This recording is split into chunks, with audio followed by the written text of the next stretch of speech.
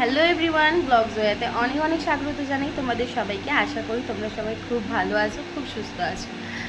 তো প্রায় অনেক দিন পরেই হচ্ছে একটা ব্লগ নিয়ে এলাম। কারণ কি বলো তো, বেবি হওয়ার পর থেকে কোনো রকমের ভিডিও আপলোড এখনও পর্যন্ত কিন্তু দিইনি ভালো করে।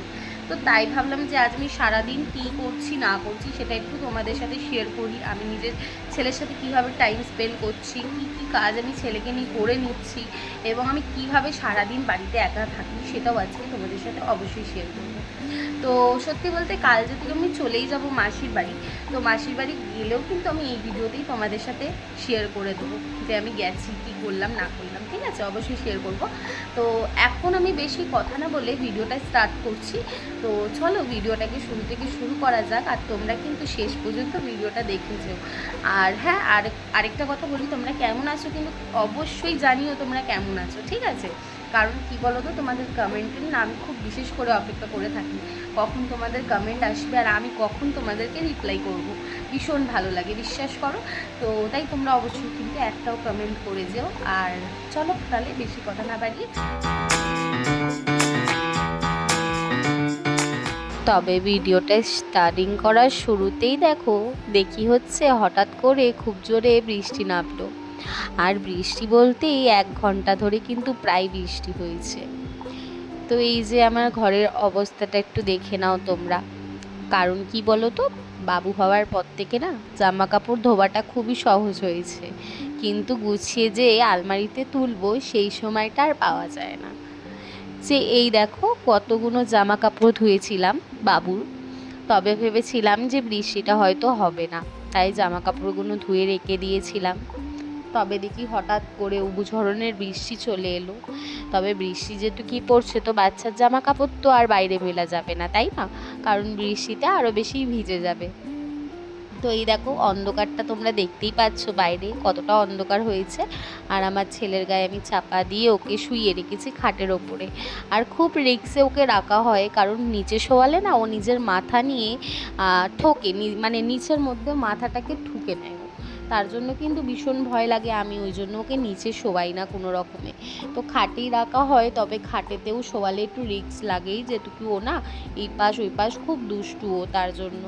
তো এই দেখো আমার ছেলের বাস্কেটটা প্রচণ্ডভাবে কয়েকদিন ধরেই হচ্ছে অবছলো হয়েছিল, তো তাই ভাবলাম একটু গুছিয়ে নেব আজকেরে। তো প্রথমেই আমি বিছানা মাদুরগুলো সুন্দর করে গুছিয়ে নিচ্ছিলাম। আর এখন তো আমার 3 টাইম মানে ধরা বাঁধা 3 টাইম আমাকে ঘর দুয়ার গুছিয়ে নিতে হয়, কারণ 3 টাইমে আমার ঘর 3 রকমের হয়ে যায় জানো তো। একটা সময় তো মানে যখন ঘুম দিয়ে উঠি তখন চাদর বালিশ এইসব ছড়ানো থাকে। আবার যখন দুপুর হয় তখন কি হয় বলো তো, আমার ছেলের জামা কাপড় এইসব ছড়ানো থাকে।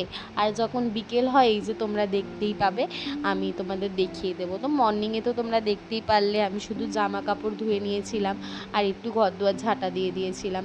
আর এখন ইভিনিংয়ে আমি এই ছোট ছোট কাজগুলোকে গুছিয়ে নিচ্ছিলাম। তো ভেবেছিলাম ছেলে ঘুমিয়ে পড়লে একটু সহজ হবে কাজ করা, তবে কিন্তু আমার ছেলে না ঘুমালো না জানো তো। তো ঘুমালো না বলেই কিন্তু ওর অপেক্ষা করলে তো চলতো না, তাই ভাবলাম আগে বাবুর ছোট ছোট জামা কাপড়গুলোকে প্রথমেই হচ্ছে বাস্কেটে গুছিয়ে রেখে দিই। তো ওর জামা কাপড়গুলো গুছিয়ে দেখলাম কয়েকটা জামা কাপড় রয়েছে যেগুলো কিন্তু ওর গায়ে আর হতো না, তাই ওগুলোকে বাদ করে দিলাম, যাতে বাস্কেটে আরও কিছু কাপড় আমি রাখতে পারি। এখানে দেখো ছেলের জামার কাপড় চেঞ্জ করে দিলাম, পয় পরিষ্কার করে দিতেই কিন্তু আজ যেহেতু কি দুপুরে রান্না বান্না করিনি, কারণ শরীরটা ভালো লাগছিল না তাই। তো রান্না করিনি, আর আমার ছেলে নাচ করছিল তোমরা দেখলে তো। ও খুব দুষ্টু, এইটুকুনি বয়সেই হচ্ছে ও খুব পাকা জানো তো। তবে এই দেখো আমি না একটু ভাত বসিয়ে দিয়েছিলাম। কেন বলো তো, কারণ হচ্ছে আমি না ভাত ছাড়া কিছু খেতে পারি না। আমার রাতে যদি একটু ভাত হয় না আমি খুব খুশি। ভাত পেলে কিন্তু আমার আর কিছু লাগে না। আমার যদি একটু ডাল সিদ্ধ ভাত বা আলু সিদ্ধ ভাতও যদি পেয়ে যাই তবে কিন্তু খুব মন ভরে খাই।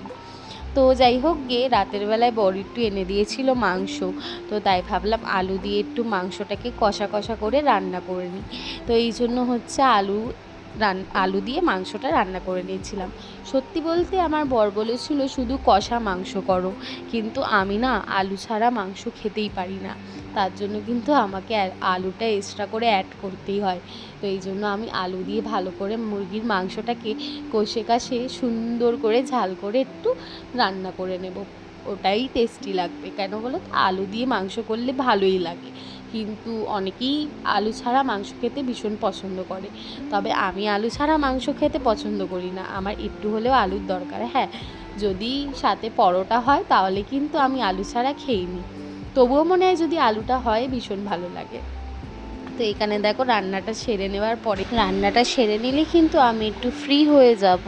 আর সত্যি বলতে ছেলেকে নিয়ে এখন রান্না করাটা প্রচণ্ড টাফ হয়ে উঠেছে, বিশ্বাস করো, রান্না করা যেন আমার পক্ষে সম্ভবই হয় না। তো চলো রান্নাটা ঝটপট করে শিখছিলাম। আর এই দেখো বিকেলবেলায় আমার বর কি এনেছে, এটা হচ্ছে চকোবার, জানো তো, খুব ছোট্ট মতন আর পুরো চকোবারের মতনই খেতে, কিন্তু অবশ্য আমি প্রথমবার খেয়েছিলাম তো তাই আমি জানতাম না। তো এই যে আমার বর কেক এনে দিয়েছিল, একটু কেক খেয়ে নিচ্ছিলাম বিকেলের দিকে। কারণ কি বলো তো, বিকেলে খিদে পেলে তো আমি অত ভারী কিছু খাই না, কারণ ভীষণভাবে কষ্ট হয় তার জন্য।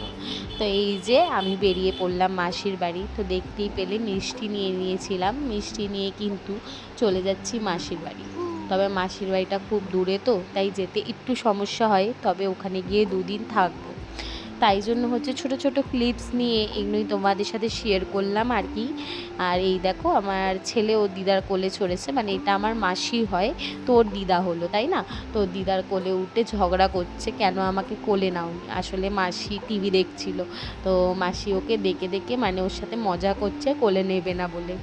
তো ওই জন্য রাগ করছে কেন কোলে নাওনি, তো তাই ঝগড়া করছে ওর দিদার সাথে। তবে আমি চলে গেছিলাম মাসির বাড়ি, ইচ্ছে হয়েছিল একটু আমার দিদির হাতে মেহেন্দি লাগাবো। তো তাই দেখো আমি বেরিয়ে পড়েছি মেহেন্দি নিতে। এখন বিশ্বাস করবে না, ওইখানে ছোট্ট করে একটা মেলা ছিল, তো সেই মেলায় যেতে ভাবলাম কয়েকটা ক্লিপ কিনবো, মানে ক্লেচার। তো কিন্তু দাম ছিল 100 টাকা। বিশ্বাস করো সেই 100 টাকা থাকলে কিন্তু আমি পরের দিন বাড়িতে রান্না করতে পারবো, তাই না? তো এই যে আমার বড় চলে এসেছিলো তার পরের দিন। তো এই দেখো ছাদেতে মিলে দুজন মিলে কি করছে। তো যাই হোক গিয়ে ও উঁকি মেরে মেরে দেখছে নিচে, ওর স্কুটিটা রাখা তো তার জন্য।